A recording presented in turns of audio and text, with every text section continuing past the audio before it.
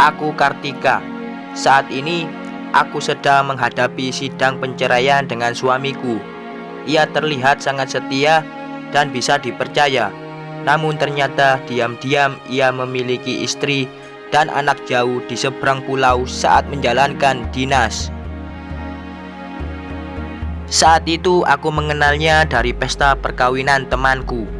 Salah seorang teman mengenalkanku padanya. Ia terlihat gagah saat mengenakan jas. Saat berkenalan, aku menanyakan profesinya dan dia menjawab kalau ia adalah seorang aparat negara. Wow, pikirku. Aku memang tidak pernah membayangkan akan berkenalan dengan seorang aparat negara. Di mataku mereka hebat karena mengabdi pada negara. Pada pertemuan itu kami tidak saling bertukar kontak karena kupikir ia pasti sudah memiliki istri. Aku pulang dari pesta tersebut dengan beberapa teman tanpa berpamitan dengannya karena kami sudah pisah tempat dari beberapa waktu lalu. Di jalan, teman-temanku bertanya, apa pendapatku tentangnya? Aku hanya menjawab seadanya karena memang tidak terbesit pikiran yang menarik tentang dia.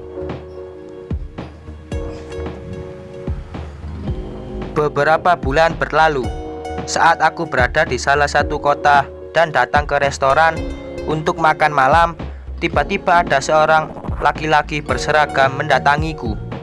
Saat itu aku sedang bersama 4 teman lelakiku.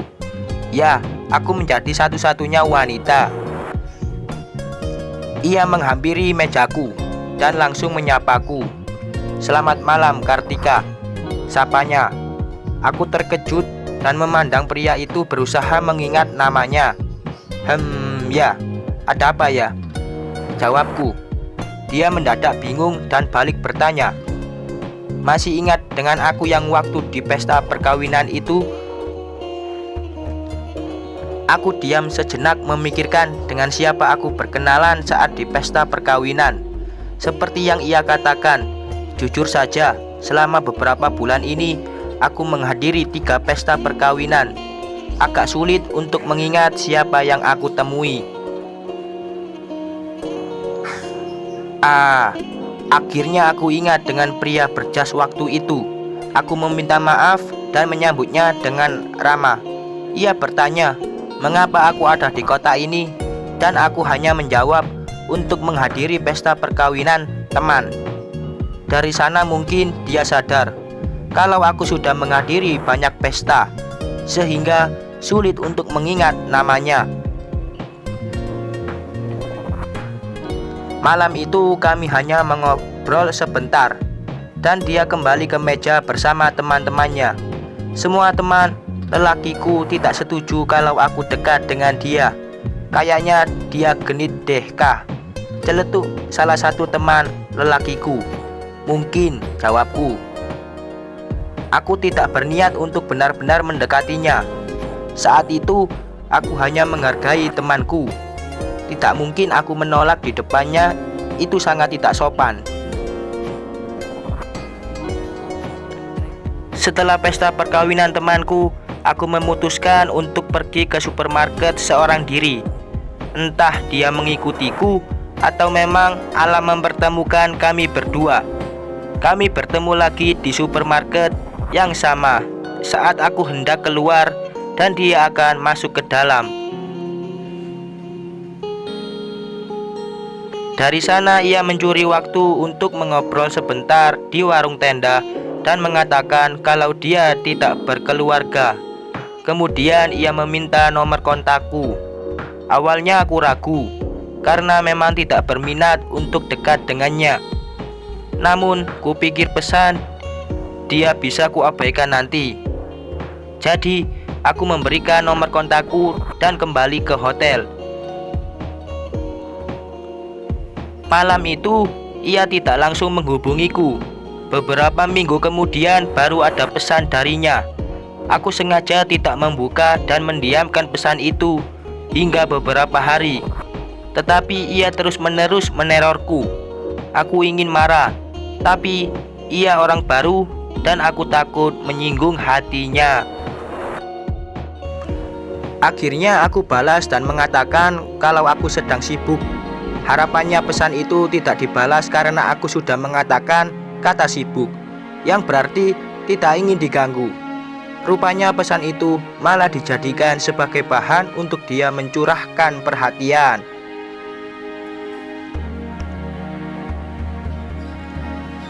Beberapa kali ia mengirimkan pesan dan aku tak membalasnya. Tiba-tiba ada seorang kurir yang datang membawa banyak makanan. "Dari siapa, Mas?" tanyaku.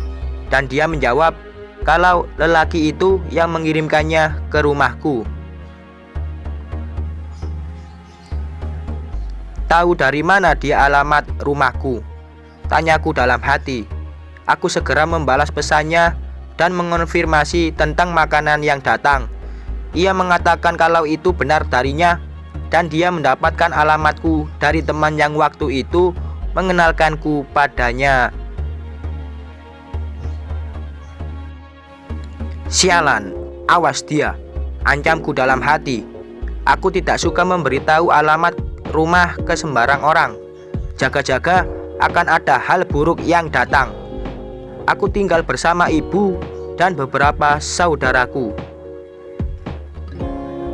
Aku tidak ingin ada lelaki atau masalah yang datang dan mereka semua tahu. Aku bisa menyelesaikan itu semua sendiri dengan caraku. Dengan berat hati aku ladeni pesan-pesannya dengan jawaban yang sangat biasa. Sebenarnya aku sudah menunjukkan ketidaktertarikanku dengannya, tetapi ia sangat bebal. Kejadian itu tidak sekali atau dua kali. Bisa dikatakan ia sering mengirimi keluargaku makanan. Lama-lama keluargaku curiga, siapa sih yang sering mengirimkan makanan? Aku hanya menjawab, klien. Karena pekerjaanku sebagai manajer marketing, sudah pasti aku sering bertemu dengan klien.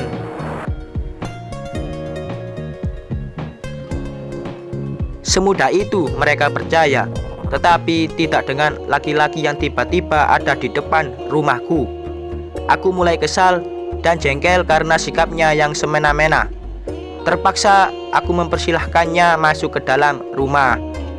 Keluargaku geger karena ini pertama kalinya ada lelaki yang datang ke rumah menemuiku.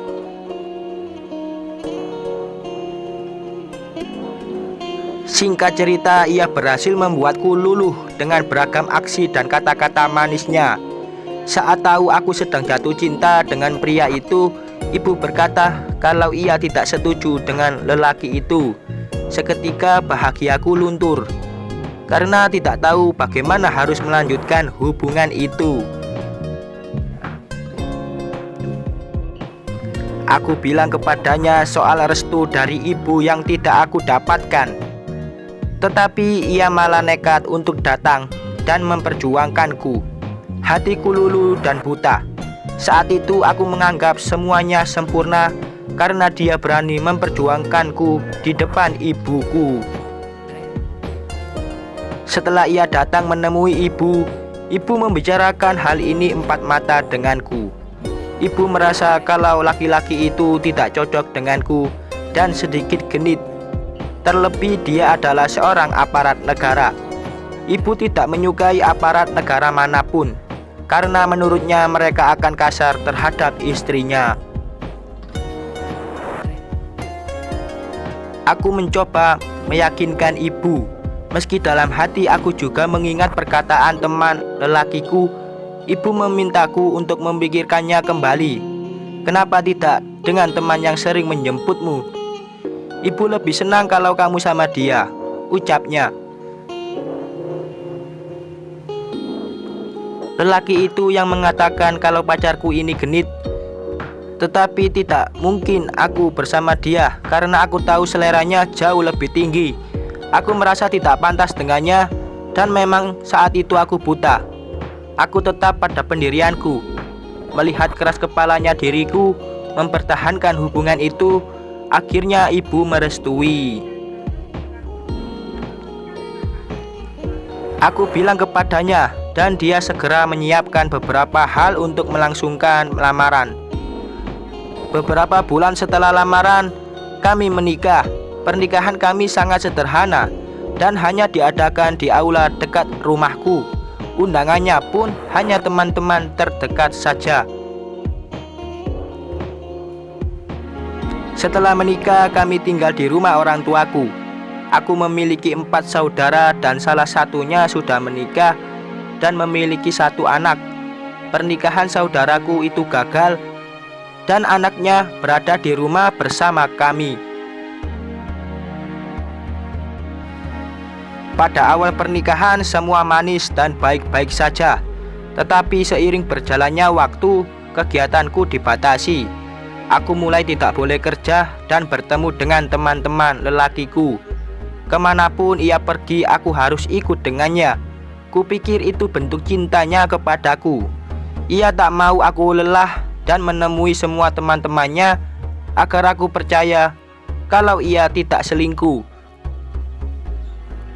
5 tahun pernikahan, kami tak kunjung diberi keturunan. Kami periksa ke dokter dan ternyata ada yang salah dengan rahimku. Kami memilih untuk terapi karena takut rahimku akan diangkat. Beberapa bulan aku terapi, mengusahakan agar kami punya anak, tetapi belum mendapatkan hasil. Keponakanku saja yang sudah kami anggap sebagai anak kami sendiri. Dengan mengasuhnya, aku semakin menginginkan keturunan kami sendiri. Berkali-kali aku mengatakan itu pada suamiku. Ia hanya menyuruhku untuk bersabar. Ia akhirnya dikirim keluar pulau untuk tugas di sana selama beberapa tahun. Tetapi ia mendapatkan jatah pulang 1 minggu per 2 bulan. Dengan berat hati aku merelakannya untuk berangkat sambil aku tetap terapi sebulan sekali.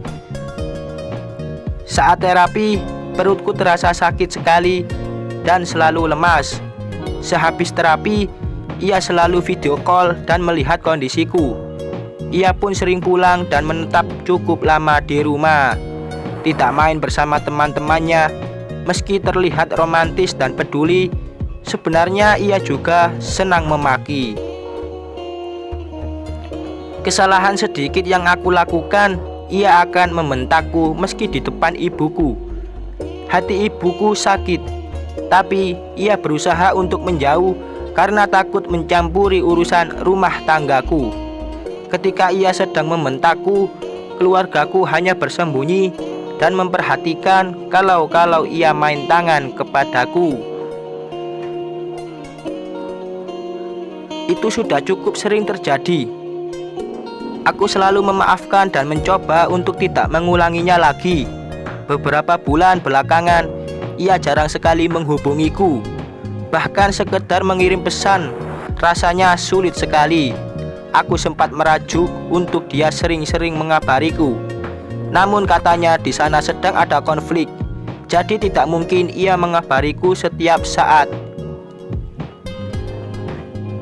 Kalau memang di sana ada konflik, kenapa di televisi tidak disebarkan beritanya? Pikirku. Hatiku sudah mulai timbul kecurigaan. Semakin hari kecurigaan itu semakin kuat.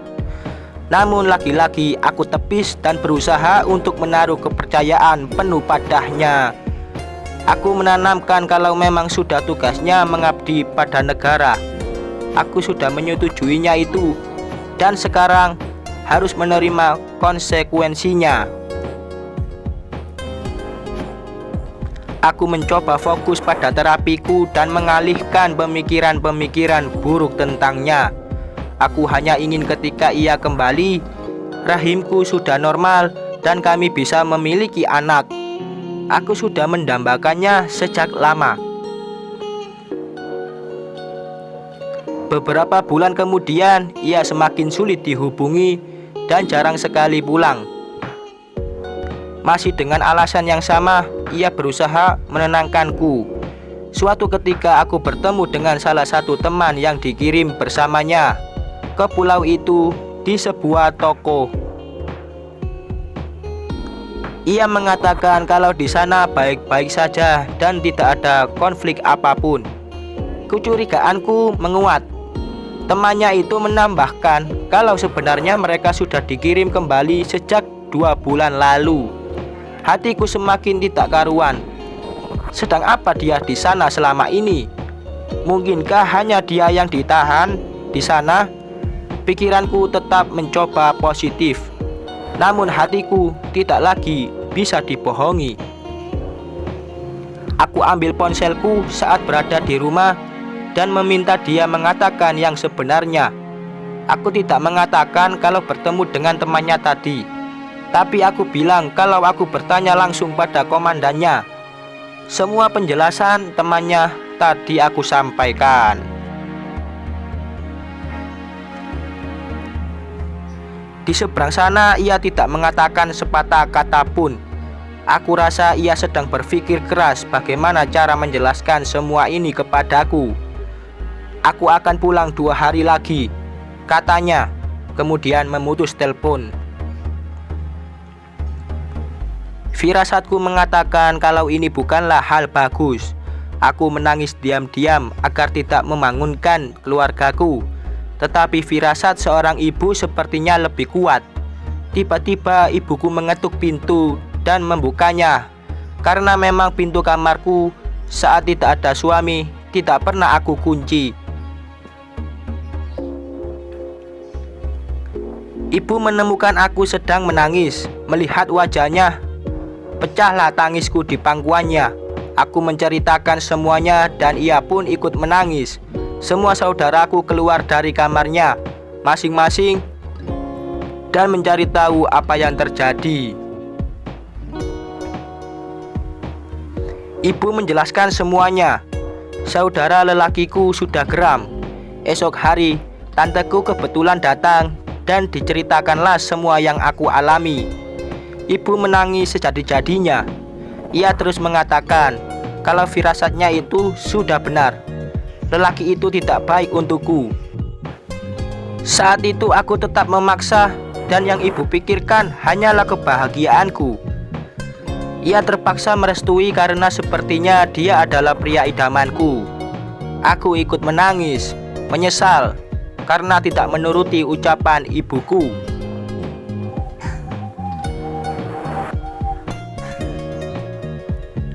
Hari yang ditunggu tiba. Ia datang ke rumah membawa seorang wanita yang saat itu tengah menggendong anak laki-laki. Ia tak perlu berbicara. Kehadirannya sudah cukup menjelaskan semuanya. Aku tidak memperbolehkannya masuk. Aku pergi ke dalam dan memasukkan semua bajunya ke dalam tasnya. Aku keluar membawa 3 tas besar yang dibantu oleh saudaraku. Aku lempar tas itu ke hadapannya dan mengusirnya. Aku tidak mau melihatmu lagi. Pergi, dan aku tidak sudi dimadu olehmu, kataku sambil menutup pintu sekencang-kencangnya. Berulang kali ia mengetuk pintu ingin menjelaskan semuanya, tetapi tetap aku tidak membukakannya pintu. Ibu menghampiriku perlahan. Aku terisak di dalam pelukannya. Semua saudara-saudaraku sudah geram dan hendak menghampirinya keluar. Aku menahan dan membiarkan dia pergi. Aku tidak ingin ia dihabisi di depan anaknya. Hatiku saat itu benar-benar sakit. Aku tahu kalau aku belum bisa memberikannya keturunan. Di saat ia pergi, aku berusaha untuk menyembuhkan rahimku agar kami bisa memiliki keturunan. Meski terlambat, setidaknya aku masih berusaha untuk bisa membahagiakannya. Seminggu kemudian, aku menggugatnya. Disinilah aku sekarang, di pengadilan menunggu kehadirannya. Ia tidak kunjung hadir hingga persidangan terakhir, dan ketika keluar dari sini, aku sudah menyandang status baru. Tamat.